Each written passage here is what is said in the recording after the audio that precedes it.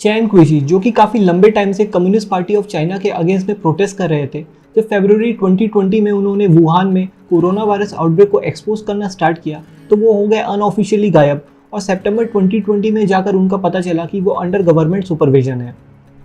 चैन कुइशी ने भी वुहान के कोरोना वायरस आउटब्रेक को एक्सपोज करने के लिए वहाँ के सोशल मीडिया का सहारा लिया। उस सोशल मीडिया को फॉलो करके गवर्नमेंट ने उनको अनऑफिशियली गायब कर दिया।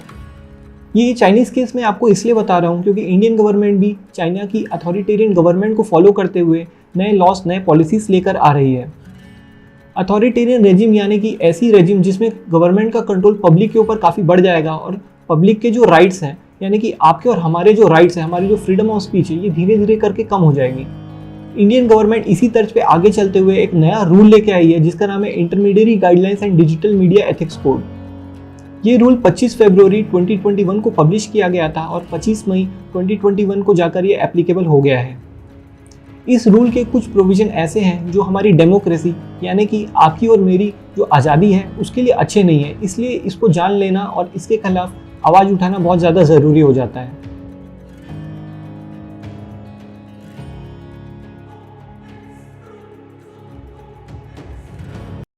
इसमें इंटरमीडियरी का मतलब है एक तरीके का प्लेटफॉर्म प्रोवाइडर, जिसे अमेज़ॉन सेलर और बायर के बीच में एक तरीके का प्लेटफॉर्म प्रोवाइडर का काम करता है। उसी तरह से अगर हम सोशल मीडिया की बात करते हैं तो फेसबुक, ट्विटर, यूट्यूब ये कंटेंट जनरेटर और यूज़र के बीच में एक तरीके का इंटरमीडियरी का काम करते हैं।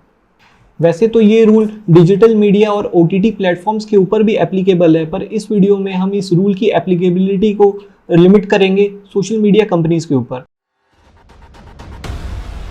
इंटरमीडियरी रूल्स का ओरिजिन इंडिया में नहीं है, बल्कि इंडिया काफ़ी सारी कंट्रीज़ को फॉलो करके बाद में इंटरमीडियरी गाइडलाइंस को लेकर आ रहा है।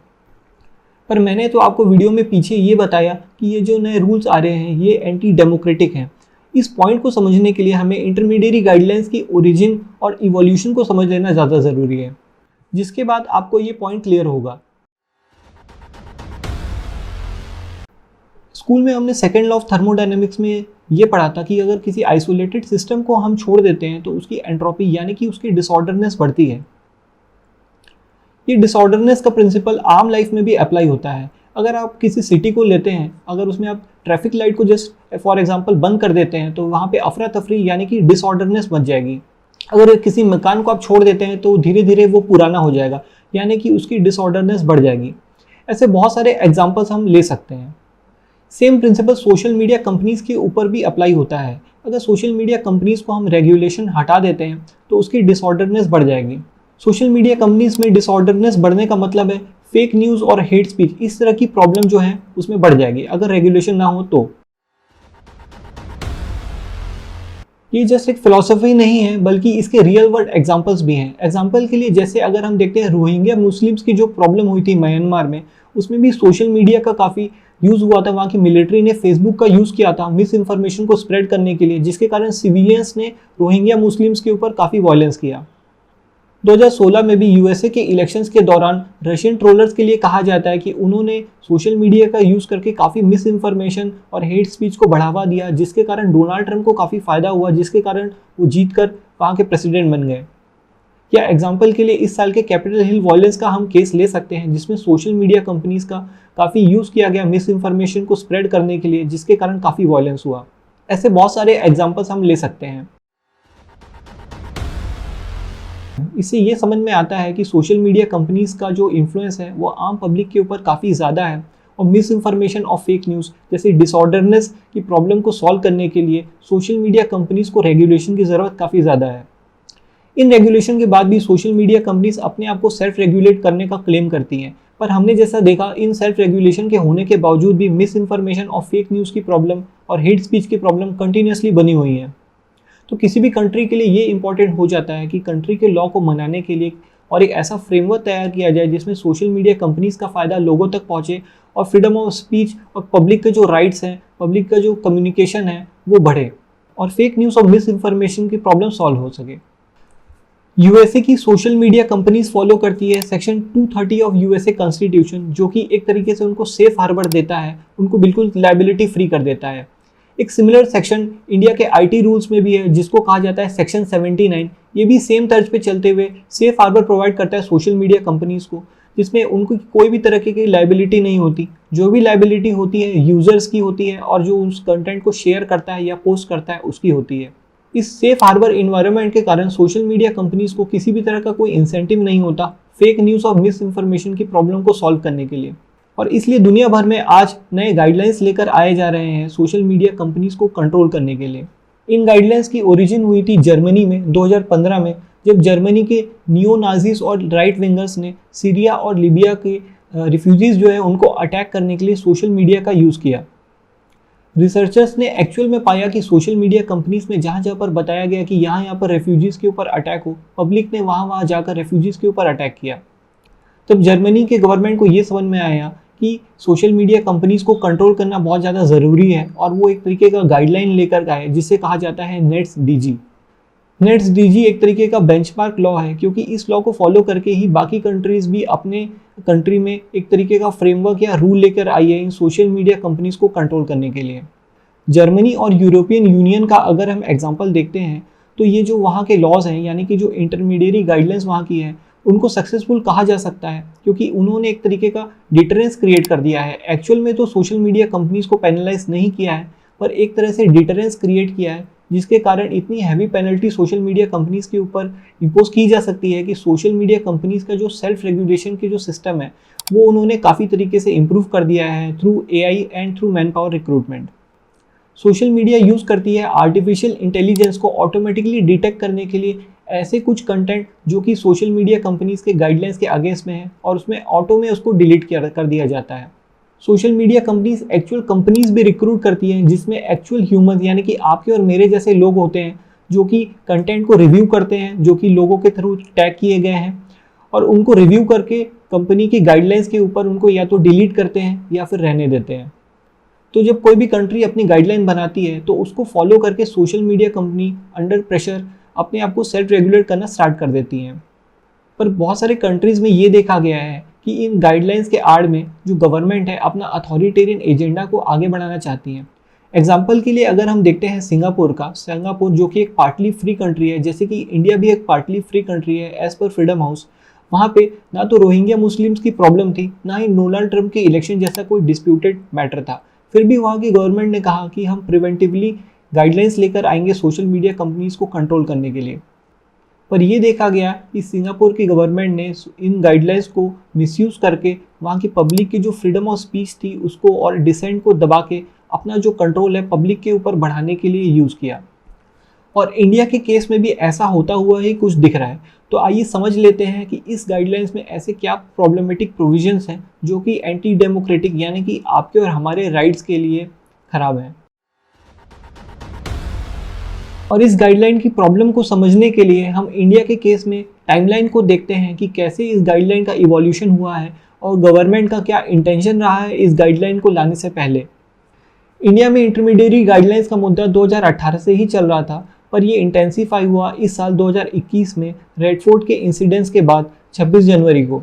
इस इंसिडेंट्स के बाद गवर्नमेंट ने ट्विटर को एक लंबी लिस्ट पकड़ा दी और कहा कि इन पोस्ट को डिलीट करिए और इन अकाउंट को सस्पेंड या विथहेल्ड करिए, पर इनिशियली ट्विटर ने इनको मानने से मना कर दिया।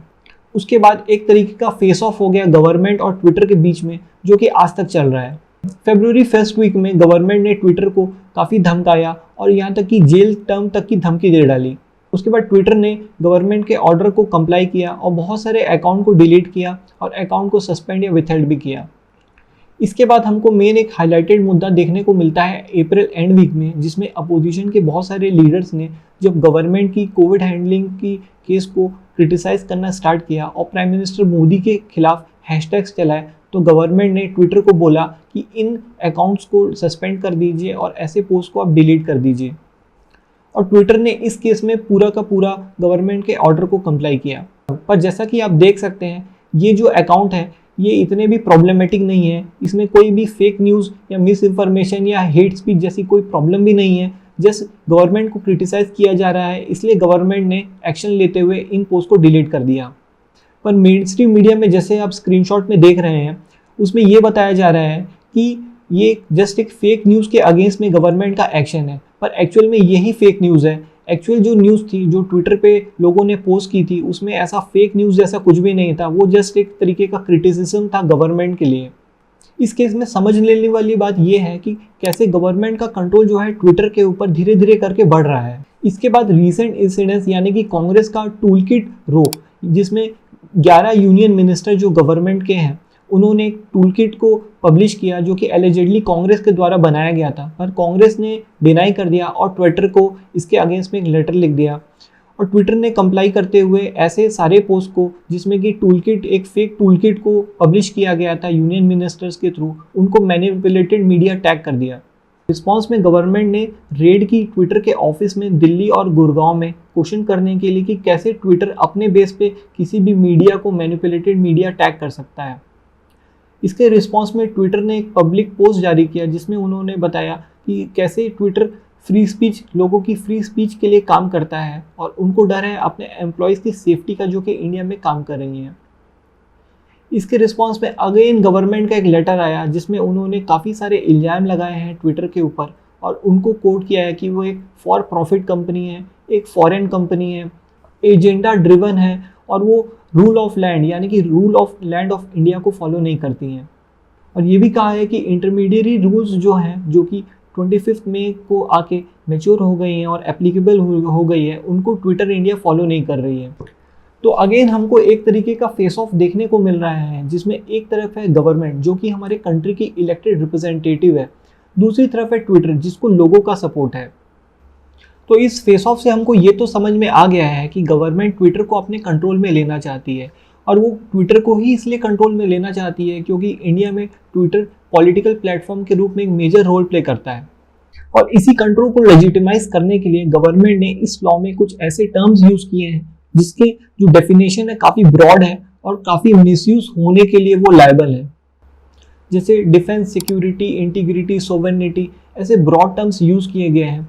ऐसे ब्रॉड टर्म्स जो कि आपको बाकी जो लॉ है जो कि जिसका काफ़ी मिसयूज होता है, जैसे यूएपीए, एनएसए, सेडिशन लॉ, इसमें भी अगर आप जाके इंटरनेट में पढ़ेंगे तो ऐसे जनरल टर्म्स आपको पढ़ने को मिलेंगे। ये जनरल टर्म्स डाले ही इसलिए जाते हैं ताकि गवर्नमेंट अपना जो एजेंडा है उसको लॉफुली आगे बढ़ा सके।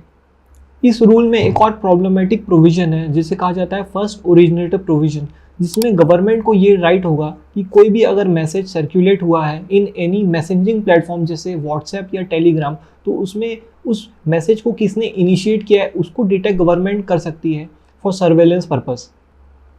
इससे होगा ये कि जो एंड टू एंड एन्क्रिप्शन की सुविधा मैसेजिंग कंपनीज हमको देती है वो सेक्रीफाइस हो जाएगी और हमारा जो डेटा है वो थेफ्ट के लिए लायबल हो जाएगा। फिलहाल व्हाट्सएप ने इंडियन गवर्नमेंट को सू किया है दिल्ली हाई कोर्ट में, जिसमें उन्होंने क्लेम किया है कि एंड टू एंड एन्क्रिप्शन की जो सुविधा है व्हाट्सएप बहुत सारे कंट्रीज़ में दे रही है और ऐसी कोई भी प्रॉब्लम किसी भी कंट्रीज़ में साइट नहीं की गई है।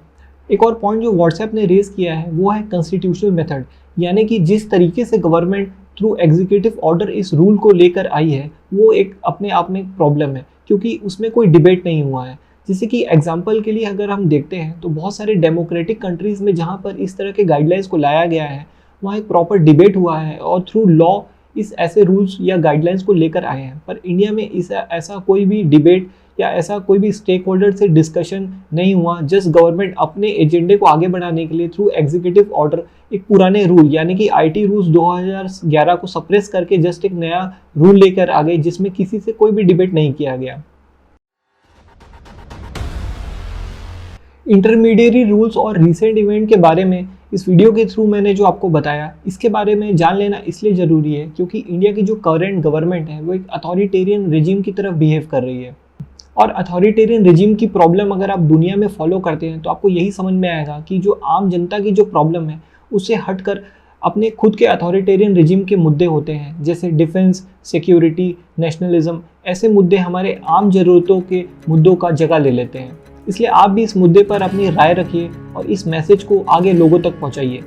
उम्मीद करता हूं कि आपको इस वीडियो से काफ़ी कुछ इन्फॉर्मेशन और सीखने को मिला होगा। अगर आपको ये वीडियो अच्छी लगी है तो consider like, share and subscribe this video. Thanks for watching.